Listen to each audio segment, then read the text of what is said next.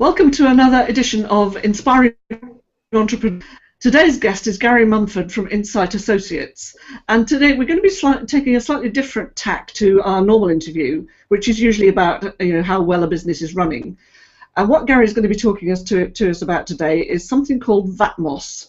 So welcome, Garry. Would you like to just tell everybody a bit about yourself? Hello, Anne. Yeah, thanks for inviting me to this. My very first hangout live on air, so I'll make it up as I go along. I'm Garry Mumford. I'm a director and founder of Insight Associates. We're based in Stansted in Essex, and basically we provide all the financial management skills and accounting that most growing businesses need and often don't have. So yes, and VAT is one of the big problems that we often face with people, and this is a whole new ball game that we've got to play with now as well. So okay. So let's start by just explaining to people what's supposed to be happening on the 1st of January and why this has apparently taken so many people by surprise. Well, I think it's taken people by surprise because it's all happened very quickly. The regulations only got changed a few months ago, and it hasn't given people very much time to actually work out what they need to do and how they need to do it. But in essence, actually, I think we need to go back a few steps really to explain what the problem is. Because if you're selling something physical, and you're selling it, say, something which can be in a box, and you ship it to somebody. In VAT, there's this concept of place of supply, and you need to always establish when you're selling something where the place of supply is. So if it's something physical you're selling, then it's pretty straightforward. It's where you're sending it from is the place of supply. So if you were in France and I'm in the UK, and I'm sending you something physical in the post or by courier, then the place of supply is quite clearly the UK, which is where I am based. And then it then depends for VAT purposes whether you're a consumer of that item or another business, which gets a little bit complicated as well for EU purposes. But when it's something physical, it's quite easy to get your head around what's going on. One of the problems that's occurred with VAT across Europe over the last few years is that when you're selling something that's electronic or is not tangible in the same way, where is it supplied from? Just because we happen to be based in the UK, if the consumer of that is in another EC state, say France or Spain or somewhere like that, is the place of supply where they're consuming it, or is the place of supply where I'm sending it from? And it even gets even more complicated because I might be delivering an electronic service in the UK, but the server that it's based on might be somewhere else. It could be, in Germany or somewhere. So where is the place of supply? And that is what this is all about. This place of supply rules. And what they've done is they've changed it all on the 1st of January because up until then and up until now, the assumption's been that if you're doing something electronic, then the place of supply is where the supplier of it is based. So if I'm based in the UK, the assumption's been I'm sending it from the UK, regardless of where you are. What they've changed now from the 1st of January is they've said that the place of supply is now where the consumer is. So say if you're in France or Spain or somewhere, then I'm supplying it to you where you are. And that absolutely completely changes the world because now if you're saying France and I'm supplying it to you in France, that's the same as me if I was selling something physical, being in France and shipping it to you in France. And if I was based in France, I'd have to be VAT registered in France. And that is where the problem arises. What they've done by simple change of saying now for electronic services, the place of supply is where the consumer is, they've completely and utterly changed the whole life according to VAT across Europe for these particular types of services. Is there any good reason for this, Garry? Other than making more work for the VAT collectors or whatever, I don't know. But is there an underlying logic to it that has escaped us so far? Well, I think that there might be two aspects to that. One is you probably have to try and get inside of the mind of the people that are based in Brussels, and I don't think anybody's achieved that yet. So that might challenge us. But I think it's because some big corporates have been actually abusing the rules because they've been basing themselves in certain places to try and get around the VAT rules. And if you ever buy anything from people like Amazon and these sort of people, you might think it's a bit strange where some of these items are coming from and where they're being supplied from. So I think it's mainly because people have been abusing the rules a bit, and now they've tried to find a way of actually stopping that happening. What they haven't given any consideration to clearly is what the impact it has on smaller businesses. It's very right for the big corporates, because the chances are they're probably already VAT registered in every member state of the EU already. Small businesses clearly aren't. So you've got a huge problem now, because if you're selling something online, which is an electronic service, and your customer, who has to be a consumer, not another business, if your consumer customer is based in another EC state, in order to sell it to them, technically you need to be VAT registered in the country they're in. And how do you know where they are? How do you know what the VAT rate is in that country? And how do you deal with that? And that's what's been created by this problem. You mentioned that the consumer has to be an individual, not another business. Yes. So does these rules not apply if you're selling business to business? No, they don't. This is only to the consumer. This is only where you're selling a purely electronic service with minimal human intervention, and we'll come back to that bit, because you and I, Anne, have talked a bit about what that means. So it's where you're selling an electronic service with minimal human intervention to a consumer of that product that's not a business. So it really is quite narrow where it is. Okay. See, that's the first time I'd heard that that part about, it doesn't apply if you're selling to another business. No, it does not apply to B2B. It's only B2C, B to consumer. Right. So one of the examples I was going to share with you today was Helen Linder, who sells social media services to other businesses, has changed her whole business model. She's taken it away from selling on PayPal to selling through ClickBank, because ClickBank is in effect a retailer. But now what you're saying is that she didn't need to do that if she's selling B2B. Potentially not, although she might have had a problem in the first place. Because if you're selling to another business that's in the European Union, in the EU, or EC, whichever what you'd like to call it this week, in order not to charge them VAT, if you're VAT registered in the UK, in order not to charge that other business VAT within Europe, you need to be able to demonstrate that they themselves are VAT registered wherever they're based. And the normal way of doing that is to make sure you've got their VAT registration number and you quote it on your invoice. So if you're another business in another part of the European Union, and I'm selling to you, so you're in France again, and I'm selling it to you as a business, and you're VAT registered in France, you tell me your French VAT number, I quote it on my invoice, I don't need to charge you VAT. Okay. So the business-to-business thing has always been relatively straightforward if you know you're dealing with another business that's VAT registered. If you can't prove you're VAT registered, then you still need to charge VAT, but it's UK VAT. I'm not sure, to be honest, what the implications of these new rules are if I'm selling an electronic service to another business. The chances are, but all the things I've read talk about consumers, not about businesses. Okay. Garry, we need a spreadsheet. We need to say, if you're VAT registered in the UK and you're selling to businesses that aren't VAT registered in Europe, this applies. Or if you're VAT registered in the UK and you're selling to businesses that aren't VAT registered in Europe, this applies. And then the other two combinations of that. Yeah. We need a sort of a chart of what applies where. Chart. There's always the problem with VAT.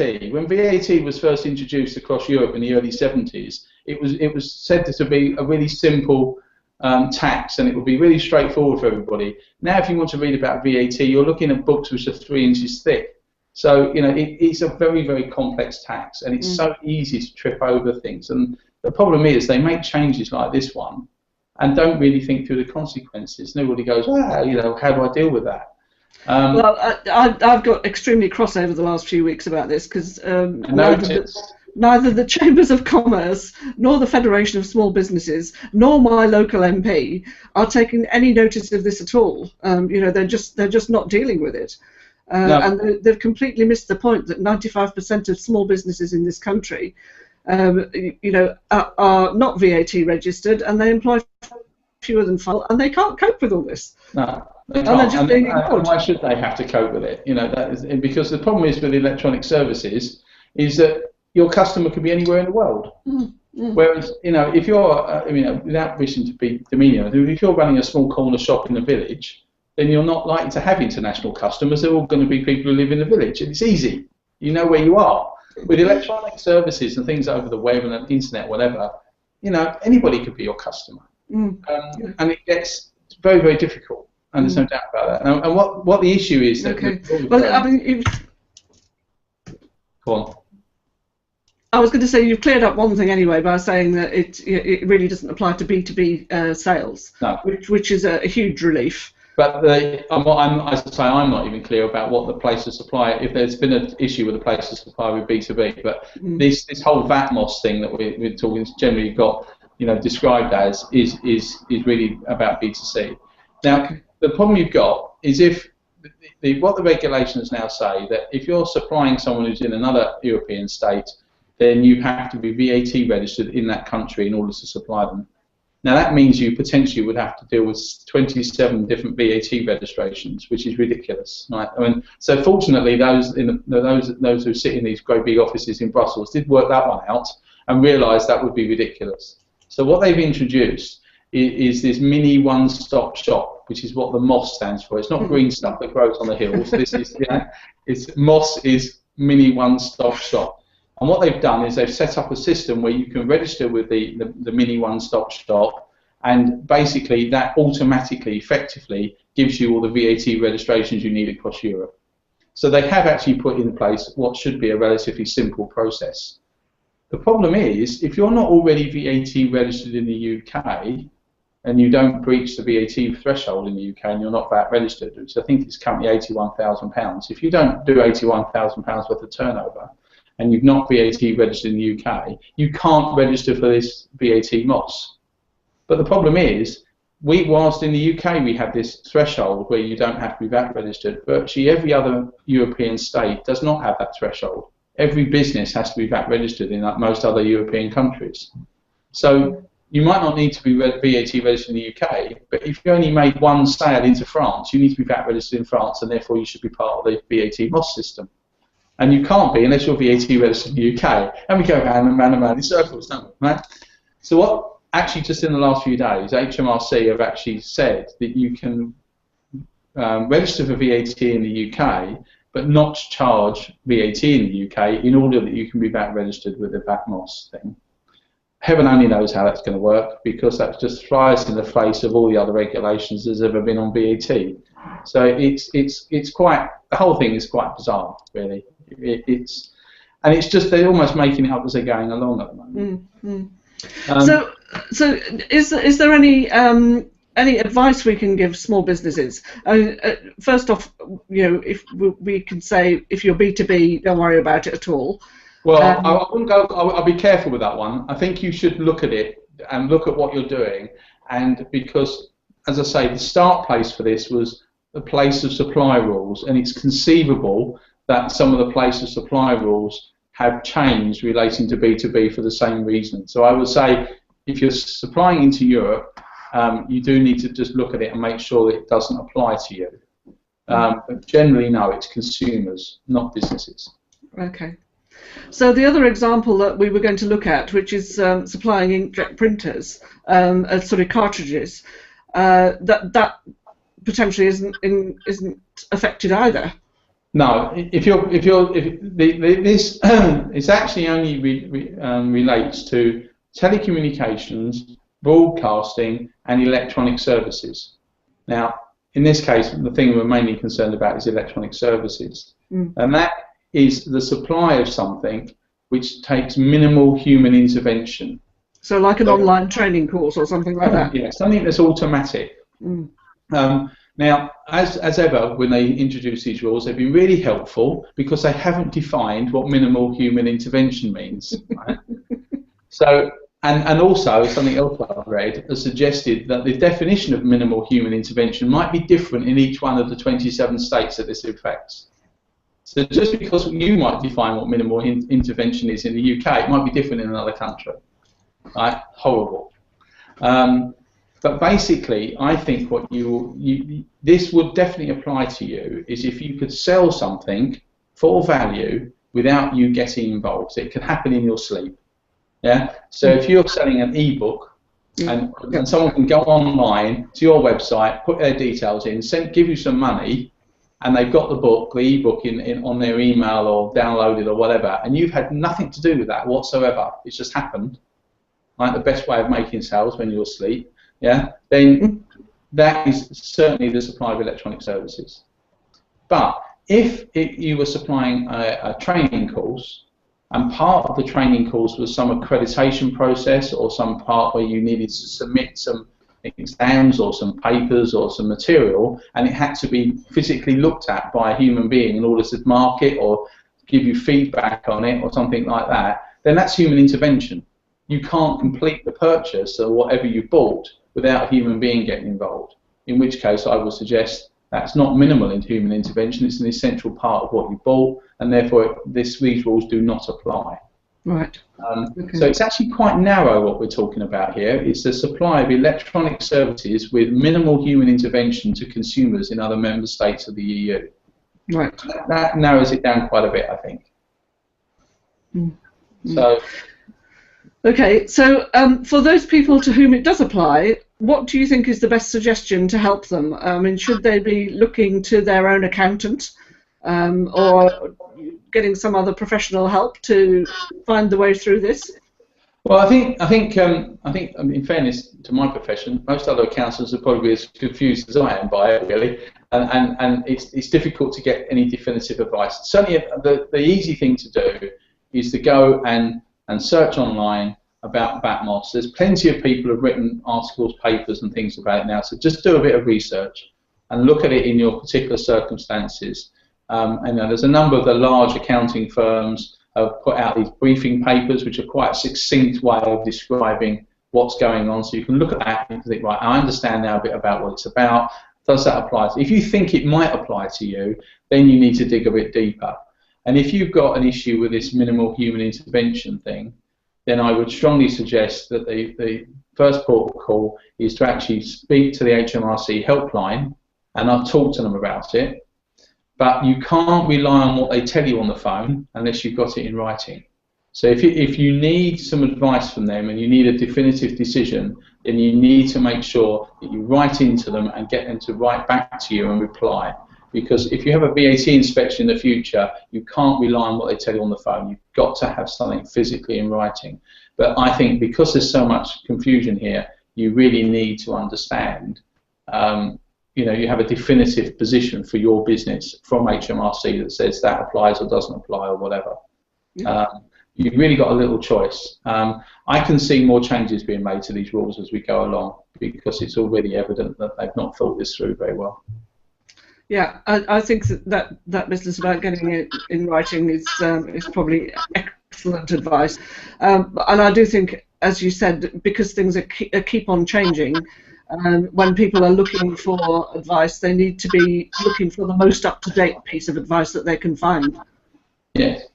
Yeah. They just got. If you think this impacts your business, then unfortunately you're just going to have to keep your eye on it. And I think as you found out, there's plenty of forums out there. There's lots of people talking about it on LinkedIn. There's plenty of other forums, some of the accounting sites, Accounting Web, which is really good. Just have a look at them, and there'll be constant discussion going on, and just keep on it. But I suspect the vast majority of people might be able to discount themselves from the process quite quickly. Sounds like it, yeah. Yeah. The other thing that we touched on when we were looking at this, you and I, that some people have been discussing the possibilities of get-arounds. So at the moment, your website might automatically send out whatever it is you're selling and you don't need to get involved. You could instead say, right, everything you send out, if it goes to another member state of the EU, you have to send them a manual email and you make it personalised. So, rather than let my website automatically send the ebook to you, Anne, I stop that from happening because you've told me you're in France. And instead of that, I write you a personal email saying, "Dear Anne, thank you for your order. Here's this," and put something in there to make it, adding value to it or whatever. You need this code to make it work or something like that. So that email is value. Now, again, none of that's been tested, right? But basically that's saying you can't supply that order without human intervention. Some people are suggesting that's just a workaround, which may not hold water. So you've really got to be careful, but you might, depending on your circumstances, you might be able to find ways that make sure that there is some human intervention and it's not minimal to actually overcome that issue for the time being at least. And then at least you might have an argument to say it doesn't apply to me because I have to do this. Okay. But I think, yeah, unfortunately it's not black and white, which is why I think it's now, you know, the hashtag is now VATMOSS rather than VATMOSS, isn't it? I mean, I think that sums it up quite well, really. It certainly does. Okay, well, I think we'll leave it for there for now, Garry, and I can anticipate that we'll probably come back to you in the new year and see if things have changed, and if so, you know, if it's getting any better.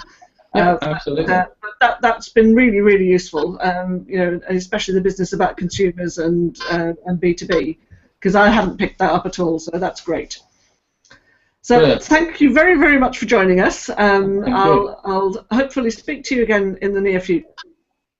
I'm sure we've got lots of other things we could be talking about as well when it comes to helping small businesses.